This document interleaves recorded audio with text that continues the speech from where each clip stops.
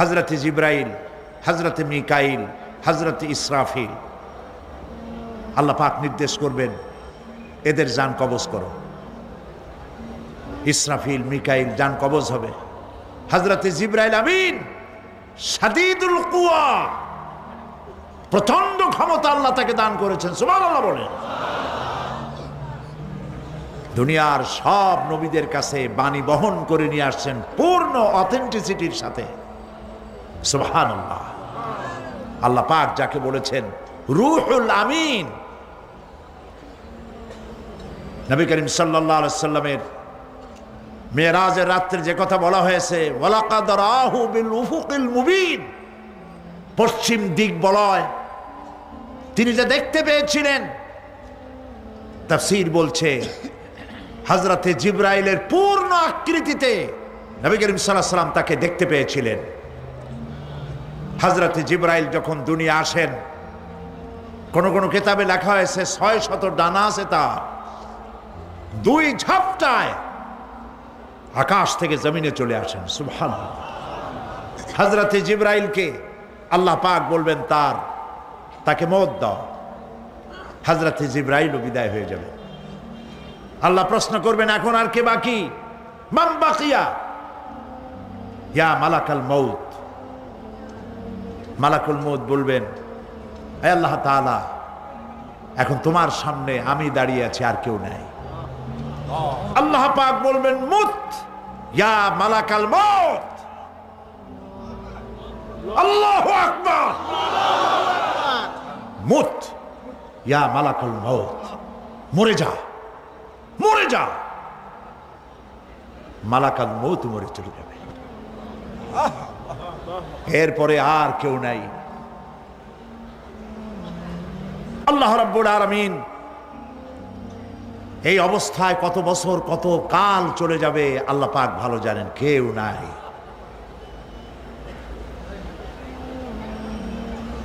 আজকের রাজত্ব কার? আল্লাহ প্রশ্ন করবেন আজকের রাজত্ব কার?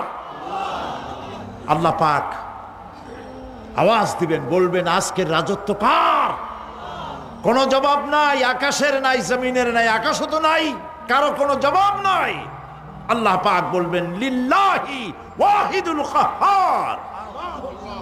আজ একমাত্র রাজত্ব হচ্ছে পরাক্রমশালী আল্লাহ রাব্বুল আলামিনের। আল্লাহ পাক বলবেন ইয়া দুনিয়া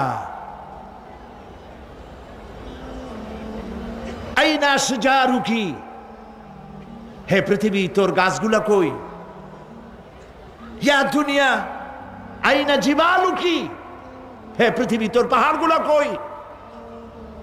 আইনাল জব্বারিন, স্বৈরাচারেরা কোথায়? কারো কোনো জবাব হবে না। আল্লাহ পাক এরপরে আবার মানুষগুলিকে চিন্তা করবেন, সুবহানাল্লাহ।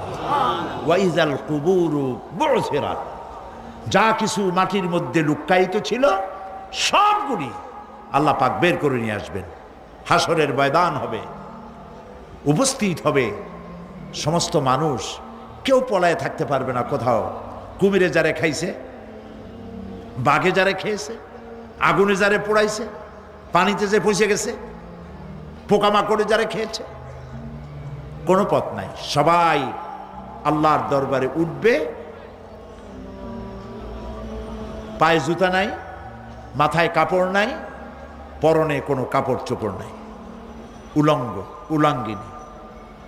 উম্মুল মুমিনিন হযরতে আয়েশা সিদ্দিকা রাদিয়াল্লাহু তাআলা আনহা, নবী করিম সাল্লাল্লাহু আলাইহি ওয়াসাল্লামের জবান মোবারকে এটা শুনে কেঁদে ফেললেন, বললেন ইয়া রাসূলুল্লাহ, আমারও কি সেই অবস্থা হবে?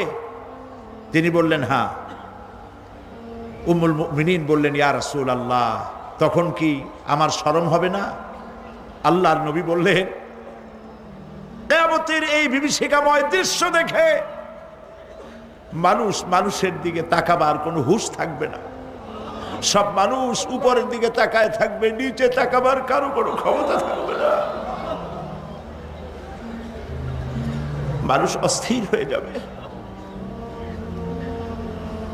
সেই হাসরের ময়দান বিচারক আল্লাহ রাব্বুল আলামিন প্রত্যেকটি মানুষকে তার কৃতকর্মের জন্য হিসাব দিতে হবে। আল্লাহ রাব্বুল আলামিন বলেন পরকালীন জীবনের ব্যবস্থাপনাটা কেমনে হবে শোনো। ইন্নাস সামআ ওয়াল বাসারা ওয়াল ফুআদা কুল্লু উলাইকা কানা আনহু মাসউলা। কিয়ামতের দিন প্রত্যেকটি মানুষকে তার শ্রবণ সম্পর্কে, তার দৃষ্টি সম্পর্কে, আর অন্তঃকরণের কল্পনা সম্পর্কে প্রত্যেকটি ব্যাপারে আল্লাহ পাক জিজ্ঞাসা করবেন। কান দিয়েছিলাম, কি শুনেছো? যা শুনছো তা আমল করেছো কিনা? আমার নিষেধ করা জিনিসগুলি শুনছো নাকি? কানের জবাব দিতে হবে। কান আল্লাহ পাক দিয়েছেন, সুবহানাল্লাহ। আল্লাহ পাক দিয়েছেন কান। এই কান দুটো যার নাই, কান আছে শুনতে পায় না, কত বড় কষ্টে আছে সে। মানুষে চিল্লায় কথা কয়, সে বুঝেই না। আছে না এমন? এই কানের সম্পর্কে প্রশ্ন করা হবে, শ্রবণ সম্পর্কে, দর্শন সম্পর্কে প্রশ্ন করা হবে। যা দেখতে নিষেধ করেছি সেগুলো দেখছো নাকি? এর শুকরিয়া আদায় করেছো নাকি? দুটি চোখ, এর শুকর আদায় করা কি সম্ভব ভাই? আদায় করা সম্ভব? এই দুটি চোখ যদি না থাকতো আমার গর্ভধারিণী মাকে দেখতে পারতাম না। এই সুন্দর চোখ দুটি যদি আল্লাহ না দিতেন, আল্লাহর এই সুন্দর সৃষ্টি দেখা থেকে বঞ্চিত হয়ে যেতাম। আল্লাহকে বলি, মনিব, হে বিশাল আকাশের মালিক, তুমি দয়া করে না চাইতে আমাদের শরীরে যা দিছো নিয়ামত, মৃত্যুর আগে ছিনায় নিও না। দুটি চোখের শকর আদায় করতে পারবো না। চোখের মধ্যে পানি আছে, কান্নার পানি না, সবসময় চোখে পানি আছে। চোখে আমরা পলক দেই না? কত কুদরত আল্লাহ পাকে। এই পৃথিবীতে দিনে রাতে অসংখ্য পলুয়েশন, রোগ জীবাণু সমানে উঠতেছে। এখন যদি মাইক্রোস্কোপ যন্ত্র এখানে থাকতো তাহলে দেখতেন এই পরিবেশটা কত দূষিত, কত পলুয়েশন, কত জার। এগুলি নাকের মধ্য দিয়ে পেটে যাচ্ছে, চোখের মধ্যে ঢুকতেছে। ক্রমাগত চোখের ভিতরে ধুলাবালি ঢুকবে, আর পরিষ্কারের কোনো ব্যবস্থা যদি না করা হয় চোখের দৃষ্টি নষ্ট হয়ে যেতে পারে। এই জন্য আল্লাহ রাব্বুল আলামিন চোখের ভিতরে মেডিসিন রূপী এক প্রকারের পানি রেখেছেন, আর অটোমেটিক চোখের পাতা ওঠানামা করে প্রতি মুহূর্তে চোখকে ক্লিন করে দিতেছে। এই চোখ সম্পর্কে আল্লাহ রাব্বুল আলামিন প্রশ্ন করবেন, অন্তঃকরণ সম্পর্কে প্রশ্ন করবেন। জবাব দেওয়া সেদিন বড়ই কঠিন হয়ে যাবে। এই জন্য আল্লাহ রাব্বুল আলামিন দুনিয়াবাসীকে সতর্ক করে দিচ্ছেন।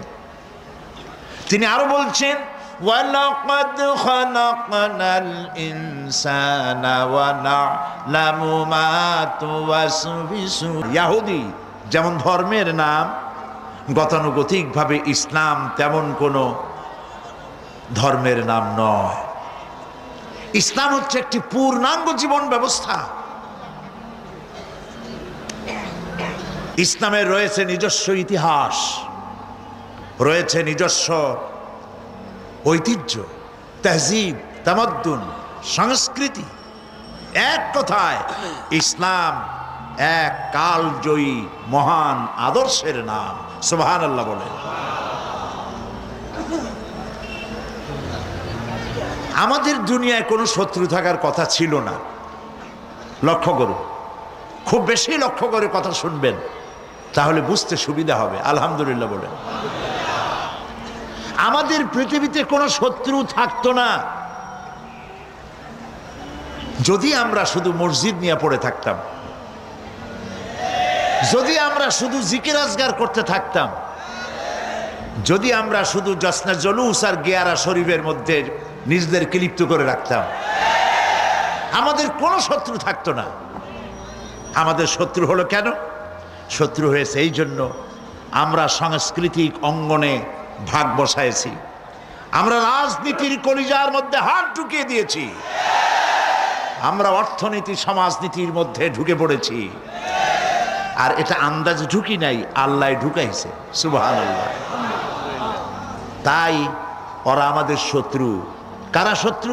মাওলানা আবুল কাসেম সিফাতুল্লাহ সাহেব তার বক্তব্যের মধ্যে কিছু কথা আলোচনা করেছেন। শত্রু কারা আপনারা নিশ্চয়ই চিনে ফেলেছেন ইতিমধ্যেই। চিনেছেন না? আল্লাহ পাক বলছেন, ওয়ালান তারদা আনকাল ইয়াহুদা ওয়ালান নাসারা হাত্তা তাত্তাবিয়া মিল্লাতাহুম। ইহুদি আর খ্রিস্টানেরা কোনোদিন তোমাদের উপরে খুশি হবে না। ওয়ালান, আলেমরা বুঝবেন লান কারে কয়। ওয়ালান, কখনোই ইহুদি খ্রিস্টানেরা তোমাদের উপরে খুশি হবে না যতক্ষণ পর্যন্ত তোমরা ইহুদি আর খ্রিস্টান না হয়ে যাচ্ছ। আমাদের মেয়েরা যদি ওদের মতো নগ্ন হয়ে কাপড় চোপড় ছেড়ে দিয়ে বিকিনি পরে যদি তারা সি বিচে দৌড়দৌড়ি করতে পারত, আমাদের মেয়েরা যদি ওদের মতো বব কাটিং চুল রেখে বেহায়া আর অশ্লীল হতে পারত, আমাদের পুরুষেরা যদি সব মাইকেল জ্যাকসনের মতো লারেলাপ্পা দিতে পারত, আমাদের জওয়ানেরা তরুণেরা শিক্ষাঙ্গনগুলি সব যদি বড় বড় কনসার্টে পরিণত হয়ে যেত, ঢোলের বাড়ির চোটে বাড়ির চাল উড়ে যাবে, এই অবস্থা যদি হতো, ইহুদিরাও নারাজ হইতো না, খ্রিস্টানেরাও নারাজ হইতো না। সব বলতো ইসলাম এরা হচ্ছে মডারেট, মোস্ট মডার্ন। এইরকম ইসলামই তো চাই, যে ইসলামে গান আছে, বাজনা আছে, যে ইসলামে মিউজিক আছে, যেই ইসলামে ফ্রি মিক্সিং আছে, ওইরকম একটা ইসলাম তারা আশা করে। কিন্তু সূর্য পশ্চিম দিক থেকে উদিত হতে পারে, মুসলমানেরা কোনোদিন খ্রিস্টান আর ইহুদিদের এই আশা পূরণ হতে দেবে না। প্রিয় ভাই সব, যুগ যুগ ধরে ইসলামকে ধ্বংস করার জন্য দুশ্মনেরা প্রাণ চেষ্টা করেছে, কখনো লাঠি দিয়ে, কখনো তীর আর তরবারি দিয়ে, কখনো কামান আর বন্দুক দিয়ে, কখনো হাইড্রোজেন বোম অথবা অ্যাটম বোম, পারমাণবিক বিস্ফোরণ দিয়ে মুসলমানদেরকে শেষ করতে চেয়েছে। মুসলমান কি শেষ হয়ে গেছে? সতীজা কর রহা হ্যায় अज़ल से ताइम रोज, सतीजा कर रहा है अज़ल से ताइम रोज, चरागे मुस्तफ़ा भी से शरारे बुलहबी। সেই আবহমান কাল থেকে তারা চেয়েছে ইসলামকে দুনিয়া থেকে মিটাই দিতে। আবু জাহেল, আবু লাহাবরা চেয়েছে ফু দিয়ে দ্বীনের নূরকে, ইসলামকে বিদায় করে দিতে, কিন্তু কেউ পারে নাই, ভবিষ্যতেও পারবে না। আদর্শ দিয়ে আদর্শের মোকাবেলা করতে চেয়েছে, ইসলাম কালজয়ী আদর্শ মোকাবেলা করতে চেয়েছে সমাজতন্ত্র দিয়ে, করতে চেয়েছে পুঁজিবাদ দিয়ে, করতে চেয়েছে ধর্মনিরপেক্ষ মতবাদ দিয়ে, করতে চেয়েছে নাস্তিক্যবাদ দিয়ে। কোনো বাদ দিয়েই ইসলামকে ঠেকানো সম্ভবপর হয় নাই। অতঃপর সমাজতন্ত্র আর কমিউনিজমের যখন পরাজয় ঘটল বিশ্বব্যাপী, তখন পৃথিবীর মানুষের গন্তব্য ছিল কেবলমাত্র ইসলাম, আর কোনো পথ ছিল না। ইসলাম ছাড়া আর তাদের কোনো গন্তব্য ছিল না। সেই ইসলামের দিকে যাতে না আসতে পারে পৃথিবীর নির্যাতিত মানবতা, সেজন্য মুসলমানদের চিরদুশ্মন ইহুদি আর খ্রিস্টানেরা সম্মিলিতভাবে তারা কামান, বন্দুক, অ্যাটম বোমার চাইতেও মারাত্মক এক অস্ত্র তারা তৈরি করল। সেই অস্ত্রের নাম বলবো কি? কয়েকজনে বুঝেই ফেলেছে। সে অস্ত্রের নাম মিডিয়া। সে অস্ত্রের নাম, তাদের প্রচেষ্টায় গড়ে উঠল বিশ্বব্যাপী গুরুত্বপূর্ণ দুটো গণমাধ্যম, একটি হলো গ্লোবাল প্রিন্টিং মিডিয়া, আরেকটি হচ্ছে গ্লোবাল ইলেকট্রনিক মিডিয়া। বিশ্ববিখ্যাত সংবাদ সংস্থা রয়টার, এপি, এনা, এপি, সিনহুয়া, তাস, পিটিআই, ইউপিআই, যতগুলি নাম বললাম পৃথিবীর নাম করা সংবাদ সংস্থা, এর একটাও মুসলমানদের হাতে নাই।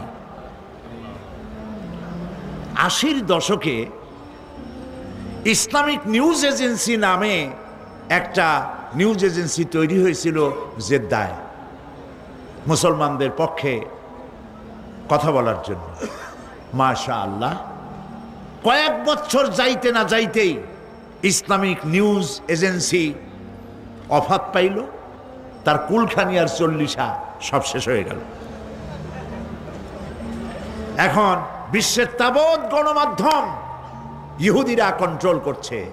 আর ইহুদিদের সম্পর্কে আল্লাহ পাক তো আমাদেরকে চিনায় দিয়েছেন কে তোমার বন্ধু, কে তোমার শত্রু।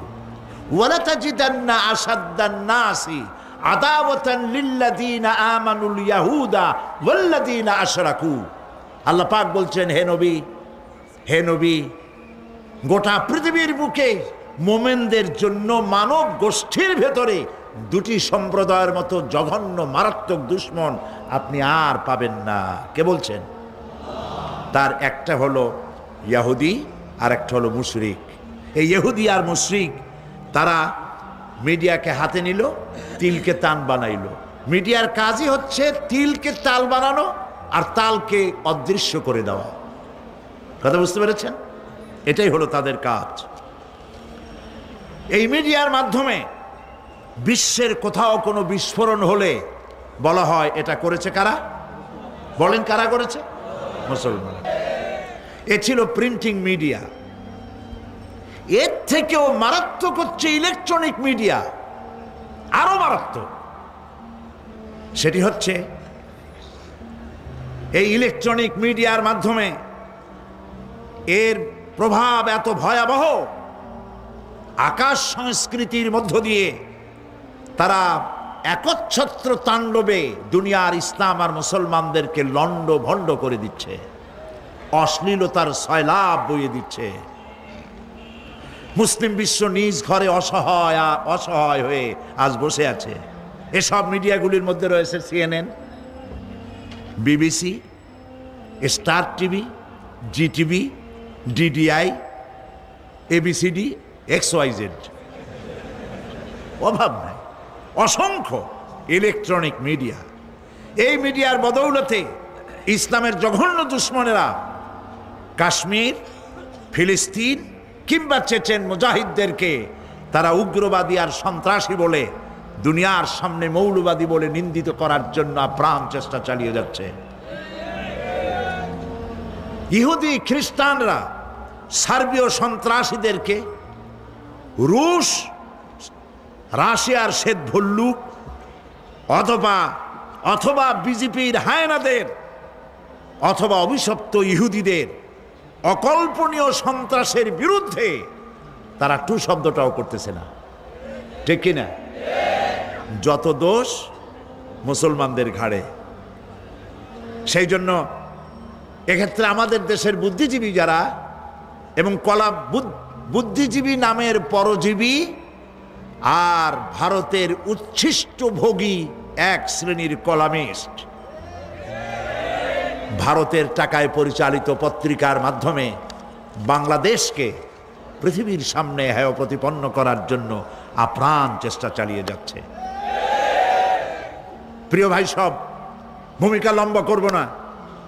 দুঃখ এখানে ইমানি শক্তির ঘাটতি থাকার কারণে বিশ্বে প্রায় 52টি মুসলিম দেশ থাকা সত্ত্বেও মুসলমানদের কাছে আজ মিডিয়া না থাকার কারণে তারা এতিম। বিশ্বের 51 ভাগ সম্পদ এই মুসলমানদের হাতে আছে, কিন্তু মিডিয়ার ক্ষেত্রে তারা একেবারেই ফকির, গরিব, খয়রাতি, কিচ্ছু নাই তাদের। মুসলিম ধনী দেশগুলি ইচ্ছে করলে বিবিসির মতো, ভয়েস অব আমেরিকার মতো powerful radio centre, radio station এবং নিউজউইক, টাইম, রিডার্স ডাইজেস্ট অথবা হেরাল্ড ট্রিবিউনের মতো পত্রিকা বের করে এ সমস্ত কথার দাঁত ভাঙ্গা জবাব তারা দিতে পারত। সেজন্য আজ আমি প্রয়োজন মনে করি শক্তিশালী ইসলামী গণমাধ্যমে ইসলাম বিরোধী প্রচারণার মোকাবেলায় শক্তিশালী গণমাধ্যম অপরিহার্য। এই লক্ষ্যে ইসলামী দেশগুলোকে নিয়ে একাধিক সংবাদ সংস্থা অথবা ব্রডকাস্টিং কর্পোরেশন অসংখ্য পত্র পত্রিকা বের করে এগুলির জবাব দেওয়া যেতে পারে। মুসলমানেরা যদি এ পথে এগিয়ে না আসে তাহলে এই বদনামের শিকার হতে হতে তাদেরকে একদিন শেষ হয়ে যেতে হবে। প্রিয় ভাই সব, আমি আজ জওয়ানদের যারা যুবক সাংবাদিকতার মহান পেশায় তাদেরকে এগিয়ে আসতে বলছি। আজকে সাংবাদিক যারা একটি মহান পেশায় তারা নিয়োজিত, এই বিশাল মাহফিল প্যারেড ময়দানের ভেতরেই আবদ্ধ হয়ে থাকতো যদি না সাংবাদিক ভাইয়েরা ঠান্ডাকে উপেক্ষা করে তারা রিপোর্ট তৈরি করে পত্রিকায় না দিতেন। পত্রিকায় দেয় বলেই গোটা চিটাগং জানে, বাংলাদেশ জানে, বাংলাদেশের বাইরে জানে। তবে এটা আমি জানি এবং বিশ্বাস করি সব পত্রিকা এটা দেবে না, কারণ তাদের কলিজা জ্বলে। আল্লাহর রহমতে যেসব পত্রিকা এগিয়ে আসছে আমরা দোয়া করব আল্লাহ পাক এসব পত্রিকাগুলির কাটতি, সার্কুলেশন সংখ্যা এবং মানুষের মহব্বত এইসব পত্রিকার প্রতি আল্লাহ বাড়ায় দিন, কোরআনের কারণেই বাড়িয়ে দিন।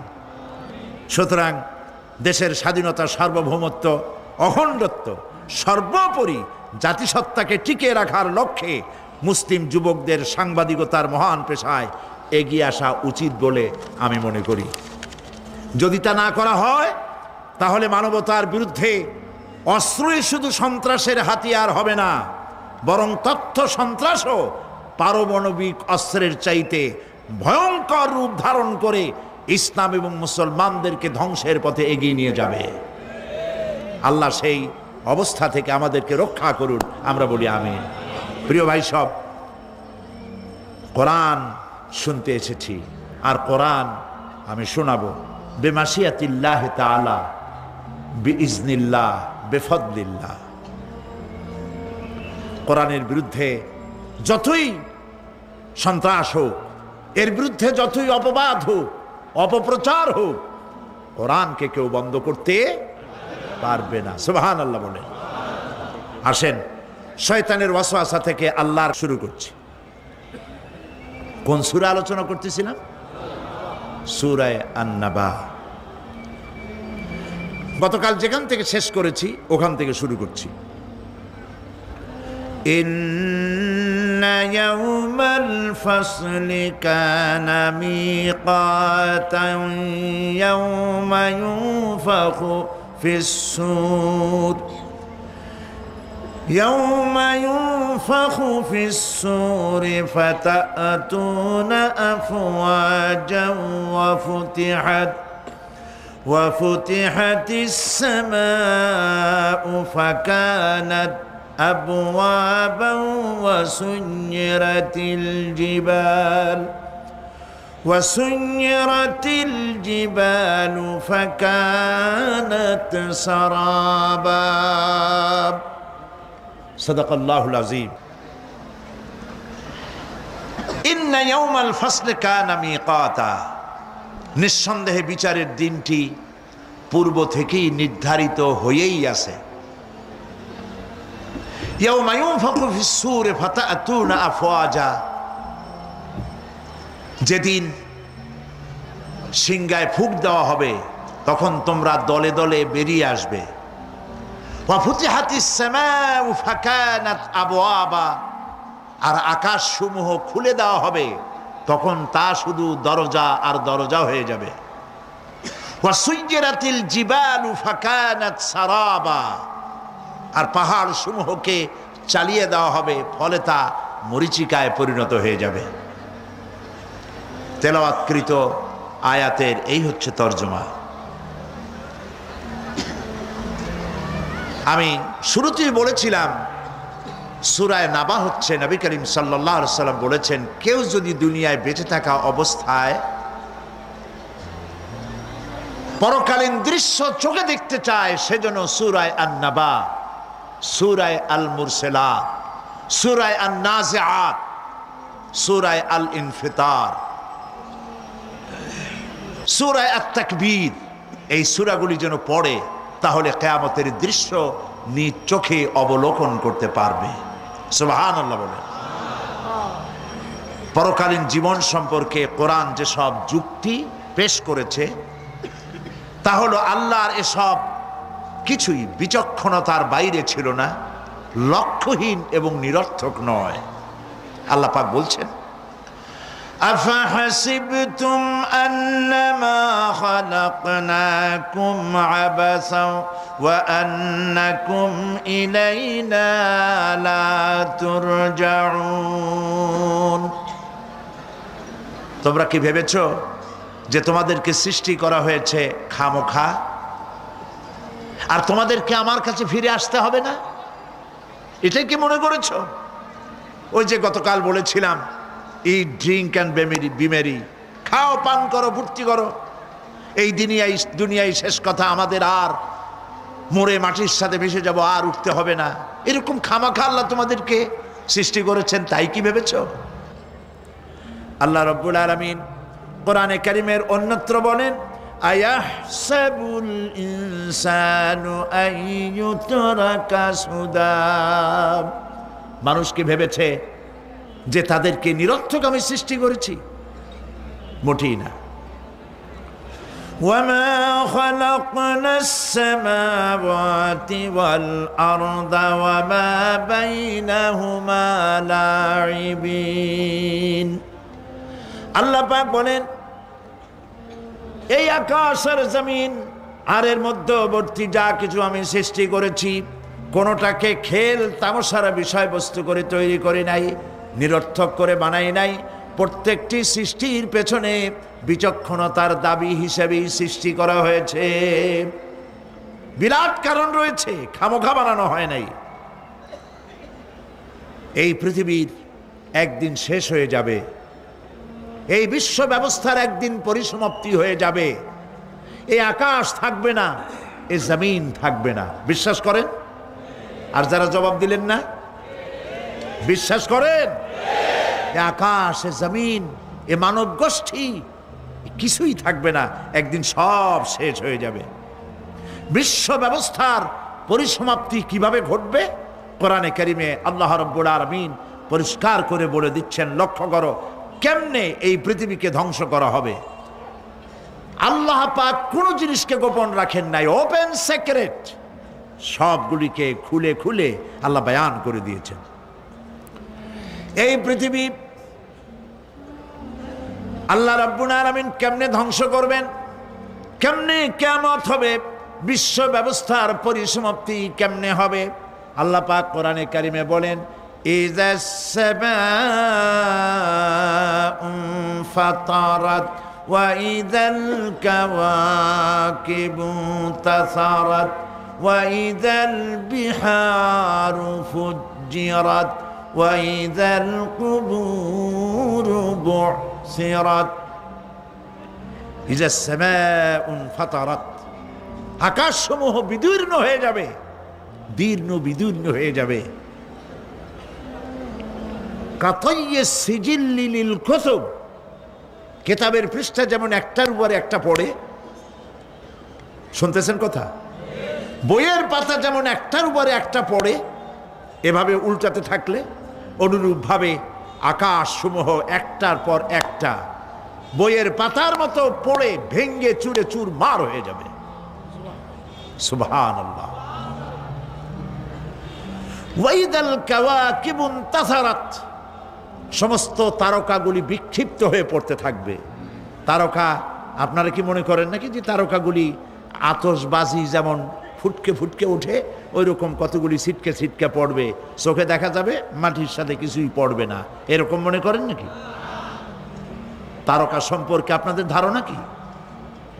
বিশাল তারকা, কত তারকা সমুদ্রের বেলাভূমিতে দাঁড়িয়ে বালুকণাগুলি, সমুদ্রের বালুকণাগুলি গোনা যদি সম্ভব হয়, আল্লাহর আকাশে কত তারকা গুণে শেষ করা যাবে না।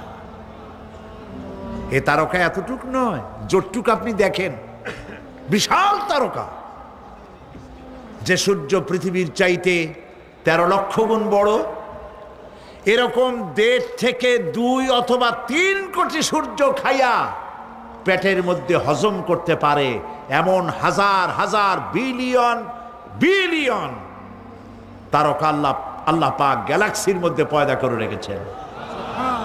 এগুলি যখন ছিটকা পড়তে থাকবে পৃথিবীর উপরে, ওয়াইদাল কাওয়াকিবুন তাসারাত, সমস্ত তারকাগুলি বিক্ষিপ্ত হয়ে পড়তে থাকবে।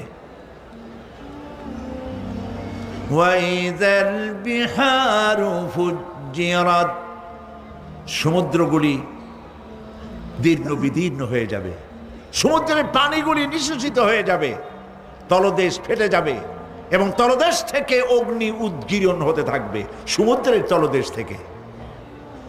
বিশ্বাস করেন? গতকাল আলোচনা করেছি না, এই মাটির মধ্যে আছে না আগুন, পাথর পোড়াইয়া আলকাত্রার মতো লাভা বানাই দিতে পারে এমন প্রচন্ড উত্তপ্ত আগুন রয়েছে মাটির ভেতরে। সমুদ্রের পানিসমূহ নিঃশেষিত হয়ে যাবে, দীর্ণ বিদীর্ণ হবে, সেখানে আগুন জ্বলতে থাকবে। কি ভয়াবহ দৃশ্য হবে! আর কবরের মধ্যে যা কিছু আছে কবরগুলি তা উদ্গীরণ করে দেবে। অন্য সূরার মধ্যে আল্লাহ পাক বলছেন, ইযাশ শামসু কুমিরাত ওয়া ইযান নুজুমুন কাদারাত ওয়া ইযাল জিবালু সুজ্জিরাত, যখন সূর্যকে ঢেকে দেওয়া হবে, বিশাল সূর্যটা হারায় যাবে আর তারকাগুলো বিপর্যস্ত হয়ে যাবে, পাহাড়গুলিকে চালিয়ে দেওয়া হবে। ফাইদান নুজুমু তুমিসাত ওয়া ইদাস সামাউ ফুরিজাত ওয়া ইদাল জিবালু নুসিফাত, যখন তারকা স্থিমিত হয়ে যাবে, তারকাগুলিতে কোনো আলো থাকবে না, আসমান বিদীর্ণ হবে, পাহাড় সমূহ উড়ে দেওয়া হবে। সুবহানাল্লাহ বল। পাহাড়গুলি উড়ায় দেওয়া হবে। অবস্থা লক্ষ্য করেন, আকাশ ভেঙে ভেঙে পড়তেছে, তারকাগুলি বিক্ষিপ্ত হয়ে পড়তেছে, সব সমুদ্রের পানি শেষ হয়ে গিয়েছে, সমুদ্রের তলদেশ ফেটে ফেটে অগ্নি উদ্গীরণ করে দিচ্ছে, সূর্য ঢাকা পড়ে গেছে। মহান আল্লাহ রাব্বুল আলামিন বলেন, শুধু সূর্য ঢাকা পড়বে না, মানুষেরা দেখতে পাবে ফাইদা বারিকাল বাসারু ওয়া খাসাফাল কমারু ওয়া জুমিআশ শামসু ওয়াল কমার, যখন চক্ষু বিস্ফারিত হবে, মানুষের চোখগুলি ছানা বড় হয়ে যাবে। এই দৃশ্য দেখে চাঁদে আলো নাই, সূর্যতে আলো নাই, চাঁদ আর সূর্য দুটি একাকার হয়ে যাবে। আল্লাহ পাক বলছেন, ওয়া হুমিলাতিল আরদু ওয়াল জিবালু ফাদুক্কাতা দাক্কাতান ওয়াহিদা, জমিন আর পাহাড়গুলোকে এর মধ্যে সংঘর্ষ বাঁধিয়ে দেওয়া হবে, পাহাড়গুলি উঁচু করে মাটির উপরে আছাড় মারা হবে, একই আঘাতে পাহাড়গুলি চূর্ণ বিচূর্ণ হয়ে যাবে। সুবহানাল্লাহ। এই কথার মধ্যে কোনো ভুল আছে? কেবলমাত্র কাফের বেঈমান তাদের কলিজায় এ কথা ভয়ের সৃষ্টি না করতে পারে। ইমানদারদের কলিজা ফেটে যাওয়ার কথা। কি ভয়াবহ দৃশ্য! তারকা পড়তেছে, আকাশ ভাঙতেছে। খালি রাশিয়ার একটা রকেট বহু বছর পর্যন্ত মহাশূন্যে উঠতেছিল, একদিন পত্রপত্রিকায় দেখতে পেলাম ওইটা ভাঙে পড়বে, ওইটার মেয়াদ শেষ হয়ে গেছে, ভাঙে পড়বে। বিশ্ব মহা চিন্তায় পড়ে গেল কোন দেশে পড়বে। যদি কোনো দেশের উপরে পড়ে সে দেশ শেষ হয়ে যাবে, বিল্ডিং, মানুষ, স্থাপনা সব চূর্ণ বিচূর্ণ হয়ে যাবে, ভয়তে অস্থির। রাশিয়ার বিজ্ঞানীরা চেষ্টা করলো সেটাকে সরাইয়া কোনো জমিনে যাতে না পড়ে মহাসমুদ্রে ভালাবার জন্য চেষ্টা করতে লাগলো। মনে আছে ঘটনা আপনাদের? পত্রপত্রিকা যারা পড়ে মনে থাকারই কথা। রাশিয়ার একটা রকেট, এটার কত বড় হবে, ওইটা ভেঙে চুরে পড়বে, সে ভয়তে দুনিয়া অস্থির। আর আল্লাহ পাক বলছেন, এতে কোনো সন্দেহ নাই, আকাশ একটার পর একটা ভেঙে চুরে চুরমার হয়ে পড়তে থাকবে, তারকাসমূহ বিক্ষিপ্ত হয়ে পড়বে, দরিয়া দীর্ণ বিদীর্ণ হয়ে যাবে, চন্দ্র আর সূর্য ধাক্কা লেগে একাকার হয়ে যাবে, চাঁদে আলো নাই, সূর্যে আলো নাই, অন্ধকার এক বিভীষিকাময় পূর্ণ হয়ে যাবে গোটা বিশ্ব। পাহাড়গুলো উঁচু করে মাটির উপরে আছাড় মারা হবে, এক ধাক্কায় পাহাড়গুলো ভেঙে চুরে চুরমার হয়ে যাবে। সুবহানাল্লাহ। এই অবস্থা যখন, এই ভয়ঙ্কর পরিস্থিতি যারা লক্ষ্য করবে, আল্লাহ রাব্বুল আলামিন বলেন মানুষেরা ভয় অস্থির হয়ে দৌড়দৌড়ি আরম্ভ করবে। ইয়াকুলুল ইনসানু ইয়াউমাইদিন আইনাল মাফার। মানুষেরা পাগলের মতো শুধু দৌড়াদৌড়ি করবে আর বলবে পালাবো কোথায়, ভাগবো কোথায়, কোথায় যাব? আল্লাহ রাব্বুল আলামিন জবাবে বলেন কাল্লা লা ওয়াজারাইলা রাব্বিকা ইয়াউমাইদিনিল মুস্তাকার।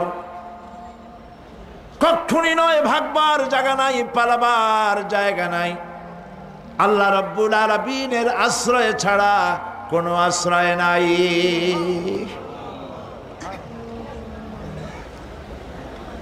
এই বিভীষিকাময় দৃশ্য হয়ে যাবে, সব মরে যাবে, কেউ বাঁচবে না। মালাকুল মউতকে আল্লাহ পাক জিজ্ঞেস করবেন কে এখন বেঁচে আছে আর কারা বেঁচে আছে। তিনি বলবেন